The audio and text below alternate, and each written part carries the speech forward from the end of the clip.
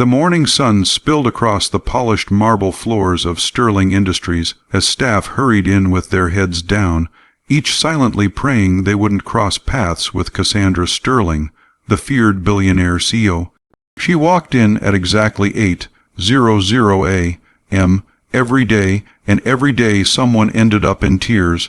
Why is this report formatted like this? Cassandra snapped at her trembling assistant, Zara. Do I look like I have time to babysit incompetence? I'll fix it immediately, ma'am, Zara whispered. Immediately means now, not when you're done stuttering, Cassandra growled before storming toward the boardroom. Everyone knew, avoid Cassandra at all costs, except one person never seemed to dodge or panic Adam Hale, the quiet single dad who had recently joined the maintenance team. He kept to himself, worked early mornings and late evenings, and only spoke when spoken to. No one knew much about him except that he had a daughter he adored. For weeks, Cassandra barely noticed him. When she did, it was only to demand the trash be taken out faster or the lights be fixed yesterday. Adam would nod, respond softly, "Yes, ma'am," and move on without reacting, but things changed one Friday morning. Cassandra stormed down the hall shouting into her phone. "I said move the launch date. No, I don't care about logistics." She ended the call with a frustrated growl and shoved open the room door, only to find Adam fixing a leaky pipe under the sink. She stepped right into a puddle. "What is this?" she erupted. "Do you think I'm running a water park?" Adam looked up calmly. "Sorry, ma'am, the pipe burst. I'm repairing it." "Well, repair it faster," she snapped. "And clean this mess. You're creating hazards." Adam wiped his hands on his cloth and said softly, "I'm doing everything I can." His calm tone only infuriated her more. "What kind of useless response is that? Do you know who I am?" Adam paused. "Yes, ma'am. That's why I'm being respectful." She scoffed and walked out. When she was gone, 2 other staff members whispered, "How does he stay so calm?" "Probably because he's new. He'll learn." But he didn't break.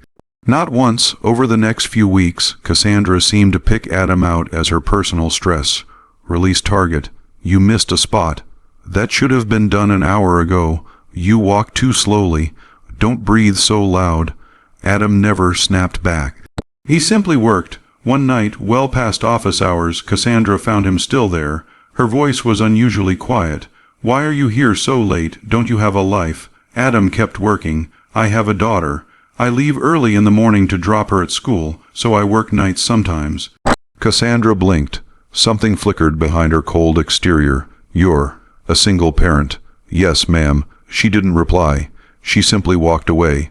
But the next morning, she was worse than usual, shouting, insulting, firing 2 interns before lunch. Then came the breaking point. One noon, Cassandra screamed at a new receptionist, Anita, for misspelling a name on a sign.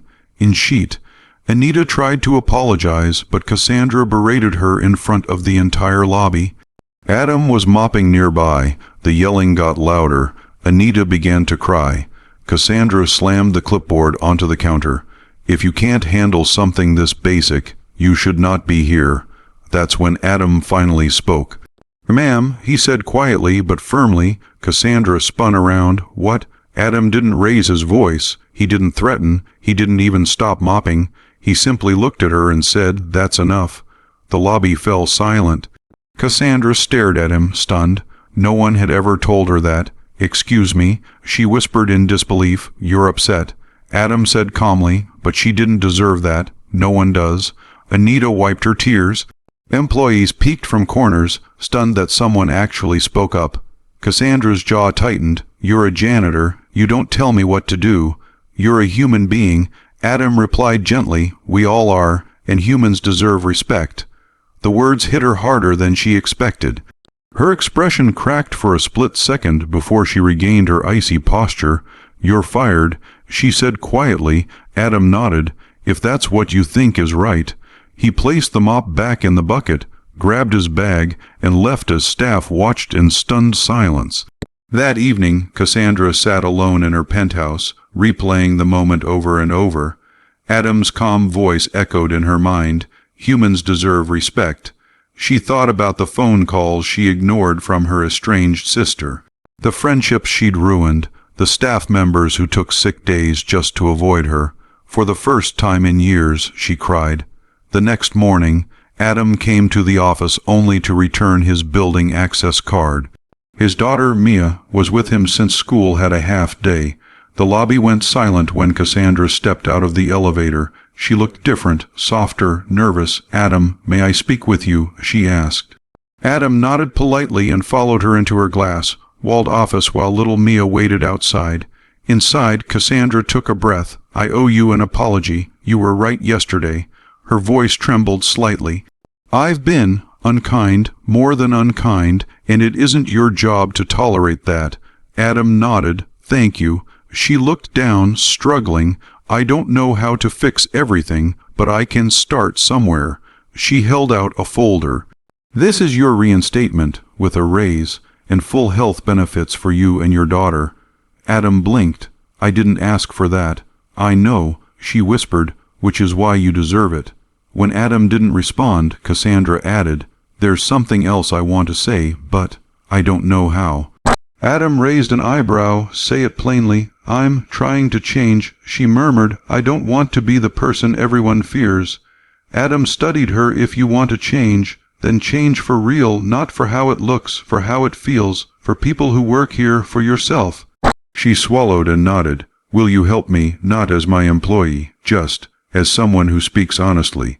Adam thought for a long moment. "I can offer honesty, that's all." "That's more than enough," she said softly. Outside, Mia pressed her face to the glass, watching curiously. Cassandra smiled for the first time in front of staff when she came out and knelt to Mia's level. "You must be Mia," she said gently. Mia peeked from behind her father.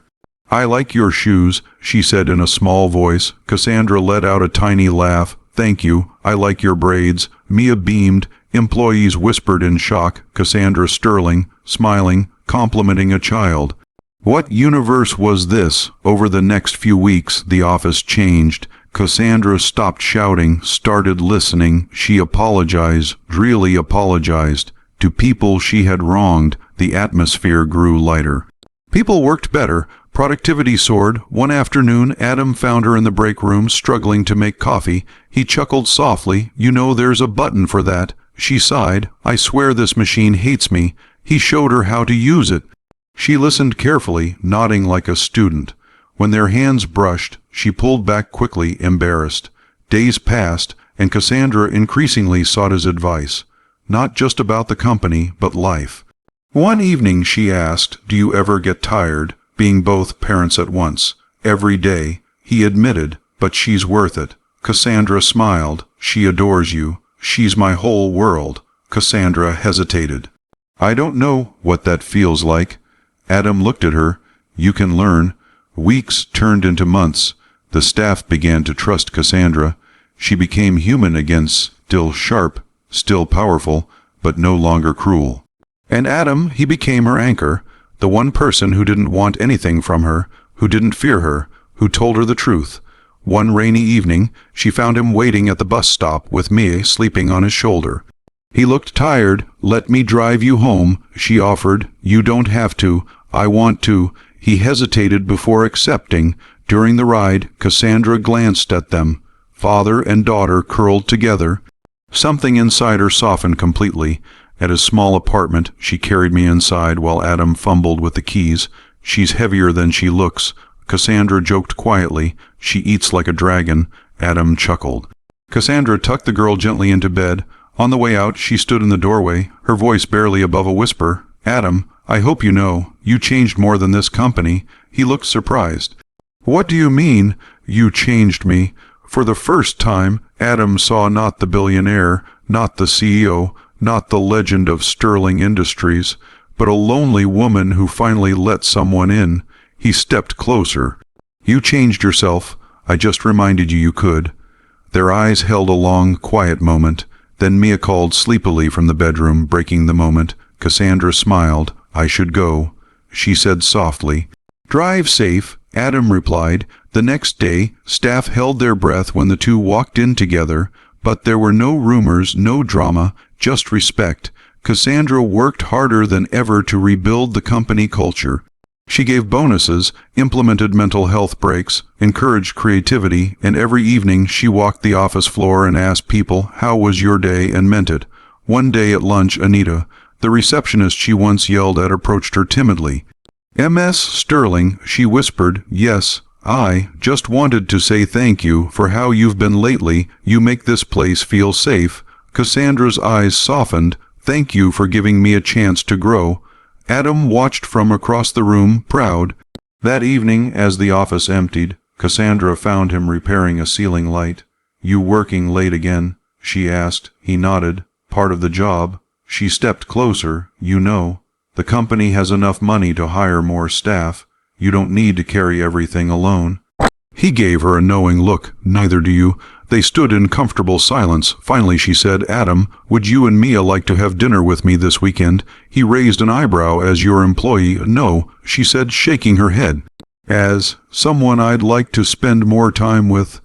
Adam gave a small smile. "I'll ask Mia. She has strong opinions." Cassandra laughed. "I noticed." On Saturday night, Cassandra cooked. Badly. Smoke alarms screamed. Mia giggled while Adam opened windows. The food was barely edible, but the laughter was real. Even Cassandra's cheeks hurt from smiling. Weeks later, Mia asked, "Daddy, is Miss Cassandra your friend?" Adam glanced at Cassandra, who waited nervously for the answer. He smiled. "Yes, she is." Mia nodded happily. "Good, because I like her. She's not scary anymore." Cassandra felt tears prick her eyes. With time, their lives intertwined naturally, not fast, not forced. Lowly, quietly, the way trust grows after years of walls. One evening, while walking out of the office, Cassandra stopped Adam at the door. "You know," she said softly, "the day you stood up to me, I thought you were ruining my life. And now?" he asked. She took a breath. "Now I think you saved it." Adam looked into her eyes. "I only spoke the truth. And that truth changed everything," she whispered. As the glass doors of Sterling Industries closed behind them, they walked side by side.